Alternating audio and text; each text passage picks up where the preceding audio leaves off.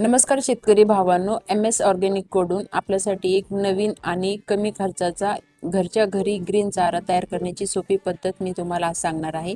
फक्त 10 बाय 10च्या जागेमध्ये छोटी शेड तयार करू शकता। PVC ग्रीन पाईपने स्टँड बनवा आणि वरून ग्रीन सेट नेट लावा। बाजारातून प्लास्टिकचे ट्रे आणा, तुम्हाला हवे त्या साईजचे। त्याच्या तळाशी छोटे छोटे छिद्र तयार करा, जेणेकरून जादा पाणी ते बाहेर जाईल। मका, ज्वारी, गहू तुम्हाला जे वाटेल ते धान्य 8 ते 10 तास पाण्यात भिजवून नंतर ते काढून ट्रेमध्ये पसरवा। वरून स्प्रिंकलने दिवसातून 2 ते 3 वेळा हलके पाणी द्या।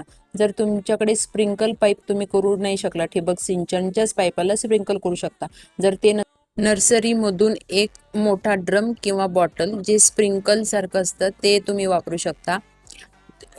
फक्त 7 ते 8 दिवसात ताजा आणि हिरवा पौष्टिक हायड्रोपोनिक चारा तयार होतो। यामुळे फीडचा खर्च 30 ते 40% कमी होतो। आणि जर तुम्हाला हा व्हिडिओ आवडला असेल आणि माहिती आवडली असेल तर MS ऑर्गॅनिक चॅनलला सबस्क्राईब आणि लाईक करा आणि जास्तीत जास्त शेतकरी मित्रांपर्यंत हा व्हिडिओ पोहोचवा।